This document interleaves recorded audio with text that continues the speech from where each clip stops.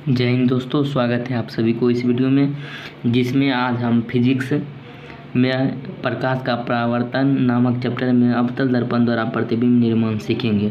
कैसे प्रतिबिंब निर्माण किया जाता है। पिछले वीडियो में अवतल दर्पण से संबंधित किरण आलेख के बारे में जाने थे।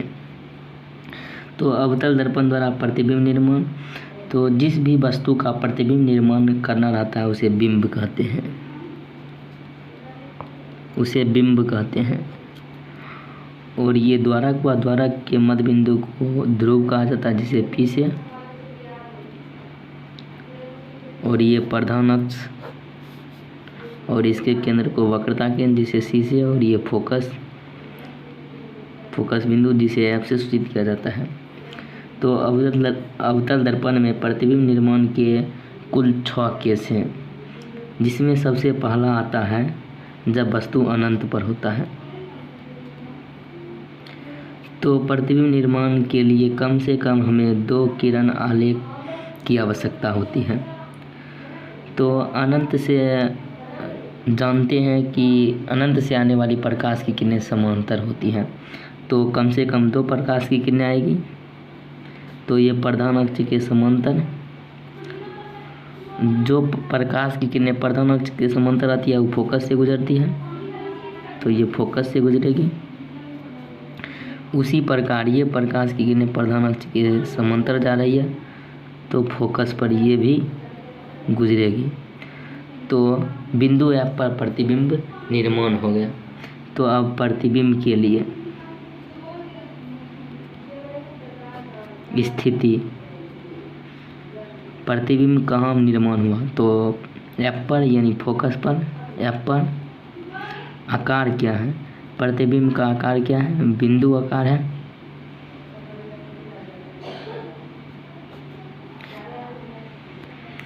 क्योंकि ये बिंदु पर मिली है तो बिंदु आकार है, और प्रकृति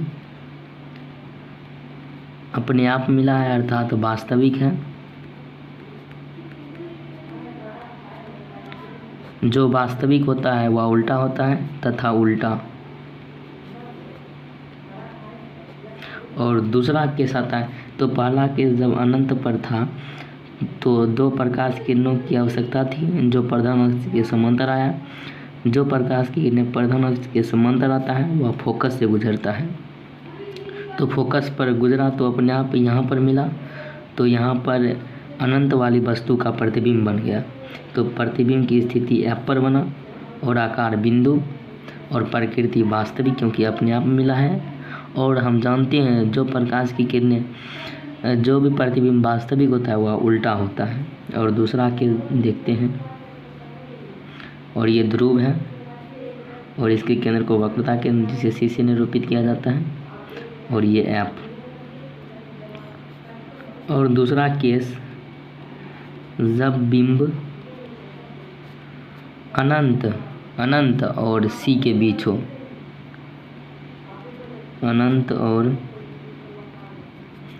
सी के बीच, इसे सी से परे भी कहा जाता है। सी से परे, सी से परे का अर्थ है सी से बाएं साइड।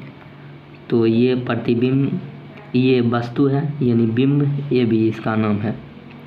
तो इससे पहले प्रकाश की किरणें समांतर आएगी। हम जानते हैं जो प्रकाश की किरणें जो प्रधान अक्ष के समांतर होती है वह फोकस से गुजरती है, तो ये फोकस से गुजरेगी। और दूसरी प्रकाश की किरणें हम वक्रता केंद्र की ओर से भेजते हैं, तो वक्रता केंद्र की ओर उसी पथ पर पुनः वापस उड़ जाती है परावर्तन के पश्चात। तो इस बिंदु पर प्रतिच्छेद की है, तो ए डैश यहाँ पर बन गया, और जस्ट इसके ऊपर बी डैश प्रतिबिंब बन गया। तो आप प्रतिबिंब कैसे बनाए तो वो लिखेंगे। प्रतिबिंब स्थिति, प्रतिबिंब कहाँ बना, तो आप ही बताइए प्रतिबिंब कहाँ बना। तो सी और एफ के बीच बना है, तो स्थिति सी और एफ के मध्य।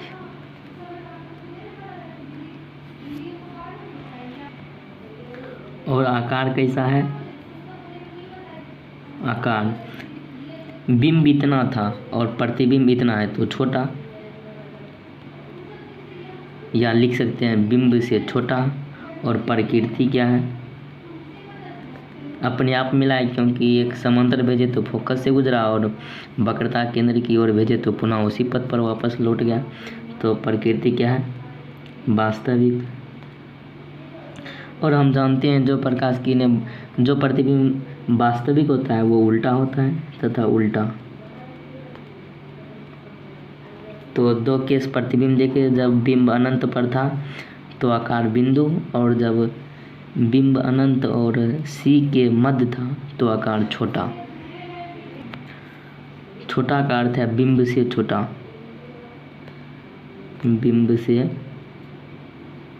छोटा। तो पहला केस में बिंब अनंत पर धरे तो प्रतिबिंब F पर बना, और दूसरा केस में जब बिंब अनंत और वक्रता केंद्र के बीच रखे तो C और F के बीच बना है। तो अब अनंत पर भी रख दिए और अनंत एवं C के बीच भी रखे हैं। अब C पर रखते हैं, तो C पर रखें ये भी वस्तु। तो सबसे पहले प्रकाश की किरणें समांतर आती है, जो सिर से A से जाती है, तो A से जो प्रकाश की किरणें प्रधान अक्ष के समांतर होती है वह फोकस से गुजरती है, हम लोग जानते हैं। तो ये प्रकाश की किरणें फोकस से गुजरेगी। और दूसरा प्रकाश की किरणें फोकस से भेज देते हैं। चूँकि हम लोग जानते हैं जो प्रकाश की किरणें फोकस से जाती है वो बाद में प्रधान अक्ष के समांतर हो जाती है। तो ये प्रधान अक्ष के समांतर और यहाँ पर प्रतिच्छेद की है, तो इसके जस्ट नीचे A डैश और B डैश का प्रतिबिंब बन गया। तो अब प्रतिबिंब की स्थिति भी लिखना है, आकार भी लिखना है और प्रकृति। तो प्रतिबिंब की स्थिति C पर वस्तु था और C पर ही बन गया, तो लिखेंगे C पर। और आकार जितना बड़ा बिंब है उतना ही बड़ा प्रतिबिंब है, तो बिंब के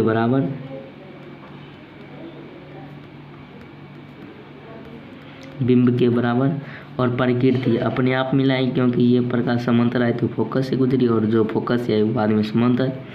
तो प्रकृति वास्तविक, जो वास्तविक होती है वह उल्टा होता है, वास्तविक तथा उल्टा।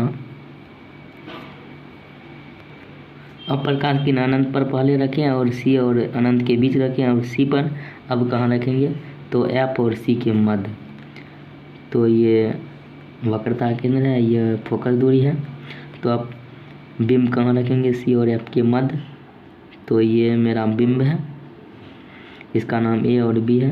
तो पहले A से प्रकाश की किरणें समांतर जाएगी प्रधान अक्ष के, तो बाद में फोकस से गुजरेगी। तो ये फोकस से गुजरी है। और दूसरी प्रकाश की किरणें पुनः दूसरी प्रकाश की किरणें फिर फोकस से भेज देते हैं। तो ये फोकस से गई तो बाद में प्रधान अक्ष के समांतर हो जाती है, हम लोग जानते हैं। तो यहाँ पर प्रतिच्छेद की है।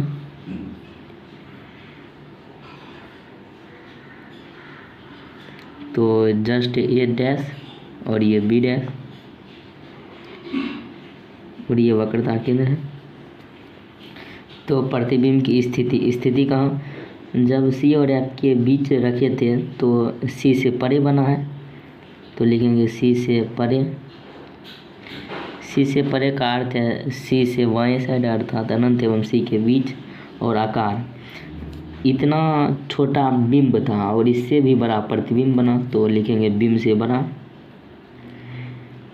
बड़ा। और प्रकृति वास्तविक है क्योंकि अपने आप मिला है। और जो प्रतिबिंब वास्तविक होता है वह उल्टा होता है तथा उल्टा।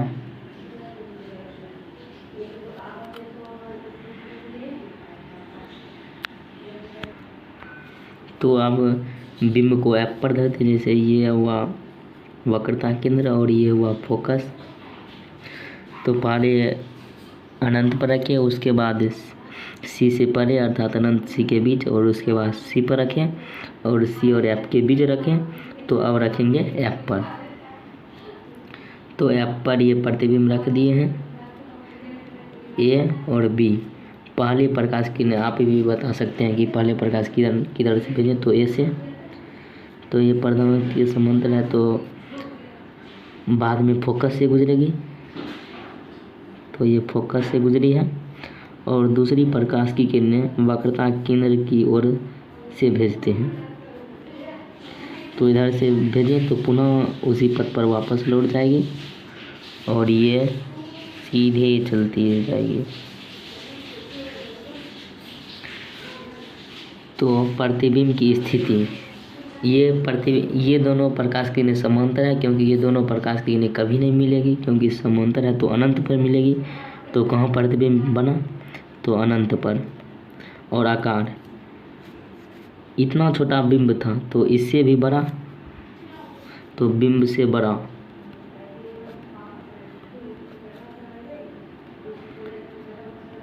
बहुत बड़ा कर सकते, बिंब से बहुत बड़ा, बिंब से। और प्रकृति वास्तविक है क्योंकि अपने आप मिला है,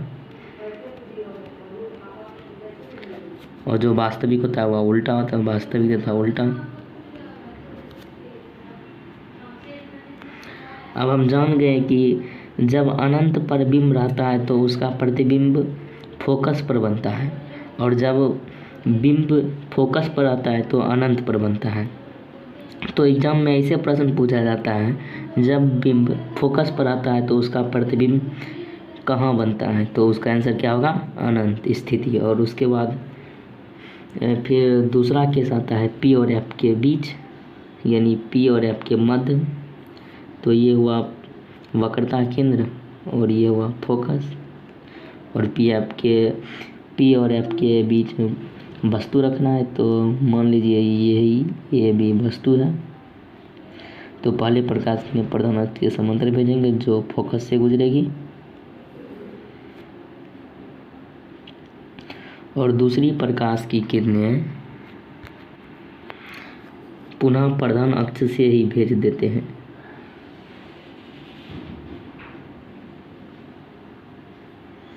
तो इधर से प्रकाश की निगाही तो पुनः उसी पथ पर वापस लौट जाएगी।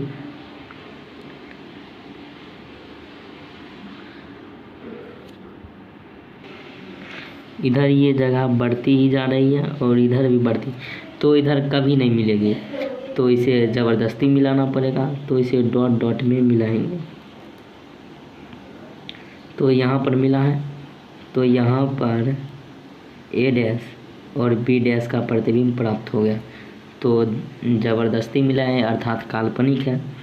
तो प्रतिबिंब की स्थिति कहाँ, तो दर्पण के पीछे बना है, तो लिखेंगे दर्पण के पीछे।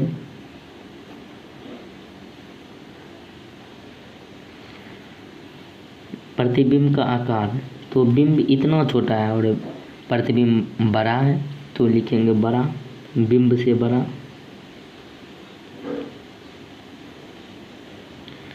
और प्रकृति, तो अपने आप नहीं मिला है, इसे ज़बरदस्ती मिलाया गया है डॉट डॉट में, तो काल्पनिक। जो प्रतिबिंब काल्पनिक होता है वह सीधा होता है तथा सीधा।